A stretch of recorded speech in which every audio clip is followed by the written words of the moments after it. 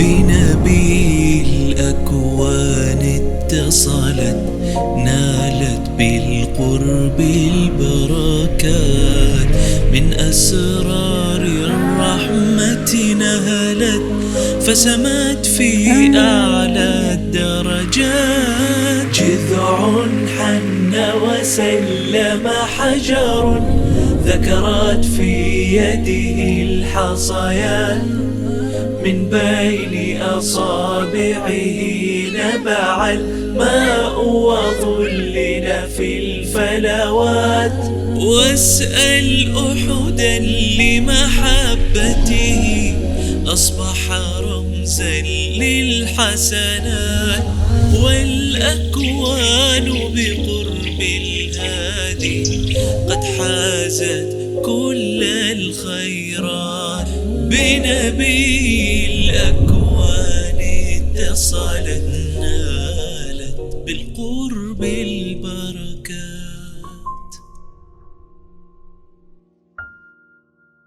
الحمد لله والصلاة والسلام على سيدنا رسول الله. من أخبار الأشجار مع نبي الله المختار، تكررت قصة استجابة الأشجار له. فمرة لقيه ركانة، وركانة هذا كان من الرجال الأشداء، كان إذا صارعه 10 من الرجال يصرعهم. فلقيه صلى الله عليه وآله وسلم مرة، فقال له: يا محمد، تصارعني، إذا صرعتني أتبعك. فقال له النبي صلى الله عليه وسلم: أصارعك. فجاء يصارع رسول الله صلى الله عليه وسلم، وكان رجلا قويا جدا، فأخذه النبي عليه الصلاة والسلام فرماه على ظهره. تعجب ركانة من هذا، فقال: لا، لربما أخذتني على غرة، نعود مرة أخرى. فقام النبي صلى الله عليه وسلم يصارعه فصرعه، فقال ثالثة، فقام فصرعه مرة ثالثة. قال له: تؤمن؟ قال: لا، حتى تريني آية. قال له: ترى تلك الشجرة لو أنني دعوتها أتؤمن؟ قال: نعم. فقال: يا شجرة تعالي إلى هنا بأمر الله. فإذا هذه الشجرة انخلعت من جذورها فجاءت تمشي إلى النبي صلى الله عليه وسلم. ومرة أخرى حصلت مثلها مع بدوي أعرابي لقيه النبي صلى الله عليه وسلم في الفلاة. ومرة ثالثة يحكي لنا سيدنا جابر بن عبد الله أنه كان مع النبي صلى الله عليه وسلم في فلاة، فأراد النبي أن يقضي حاجته، فدعا شجرة كانت صغيرة لا يستطيع أن يستتر وراءها، وكان النبي صلى الله عليه وسلم حيي لا يحب أن ينكشف شيء من عورته أمام الناس، وإذا أراد أن يقضي حاجته يبعد كثيرا، يعني يبعد كثير عن الناس.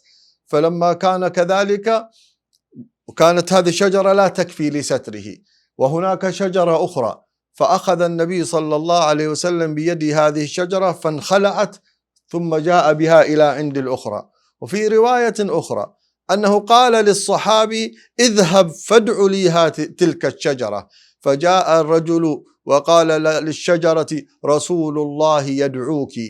يقول الصحابي: فمالت الشجرة يمينا فانخلعت جذورها، ثم مالت يسارا فخلعت جذورها، وأماما وخلفا فانخلعت جذورها، فجاءت تمشي تخط في الأرض خطا إلى عند النبي صلى الله عليه وسلم، حتى إذا قضى حاجته رجعت. وفي رواية لما جاءت عند النبي صلى الله عليه وسلم انحنت له كأنما تسجد له، وهكذا تعجب الصحابي من فعل هذه الشجرة. وروايات كثيرة التي جاءت في حركة الشجر له صلى الله عليه وآله وصحبه وسلم. هذه القصة هي نعم خارقة للعادة، وهي معجزة من الله لنبيه صلى الله عليه وآله وسلم، لكن كما تعودنا نأخذ منها العبر والدروس والرسائل التي تخصنا نحن في علاقتنا بحبيبنا عليه الصلاة والسلام. فأولا التنويه الأول أن هذه الشجرة لما أنه دعاها النبي صلى الله عليه وآله وسلم لم تتأخر، فاستجابت له استجابة تامة، وأقبلت عليه خادمة له عليه الصلاة والسلام ليستتر من ورائها. والاستجابة للنبي عليه الصلاة والسلام كما هو معلوم أمر واجب علينا. والرسالة التي نتصورها من هذه الشجرة أو هذه الأشجار أن تخاطبنا فتقول لنا: يا معشر من آمن بهذا النبي، إني وأنا شجرة ثابتة جذوري ضاربة في الأرض، لما أن دعاني رسول الله صلى الله عليه وسلم لم أطق إلا أن أخلع جذوري من الأرض.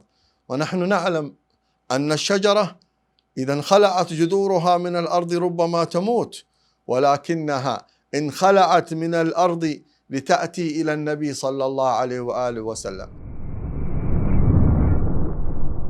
لفتة ذوقية جميلة في هذا، وهو أن دعوة النبي صلى الله عليه وسلم لنا تحتاج منا أن ننخلع عن عاداتنا وعن طبيعتنا السيئة وعن شهواتنا وعن التفاتاتنا، والتي هي أمراض متشبثة بقلوبنا وبنفوسنا، تجعلنا متشبثين بهذه الدنيا، بل ربما بالدنايا والشهوات والأشياء السيئة.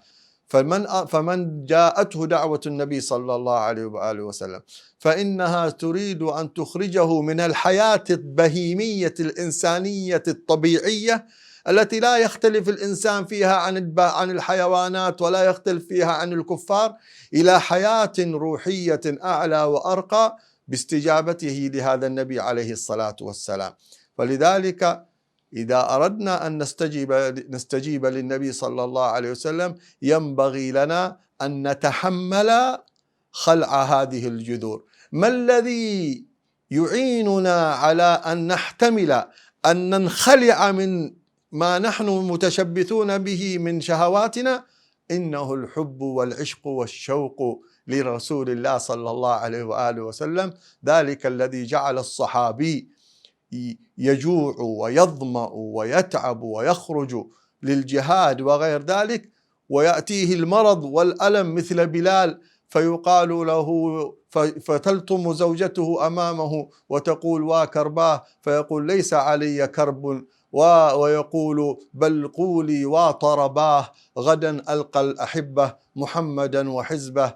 فهذا صار يعشق الألم ويعشق الموت لأنه سيؤديه إلى لقاء حبيبه.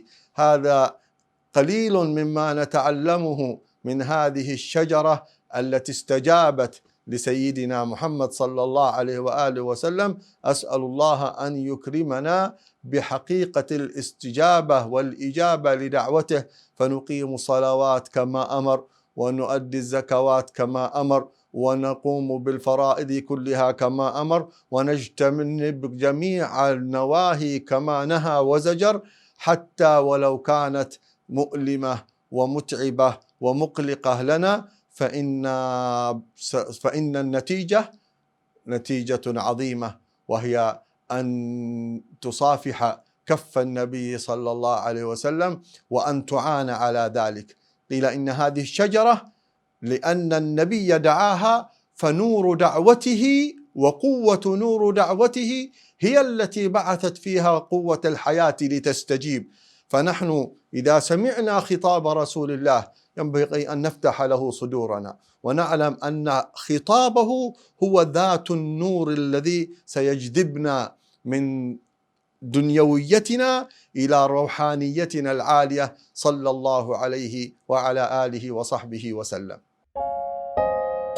بنبي الأكوان اتصلت، نالت بالقرب البركات، من أسرار الرحمة نهلت، فسمت في أعلى الدرجات.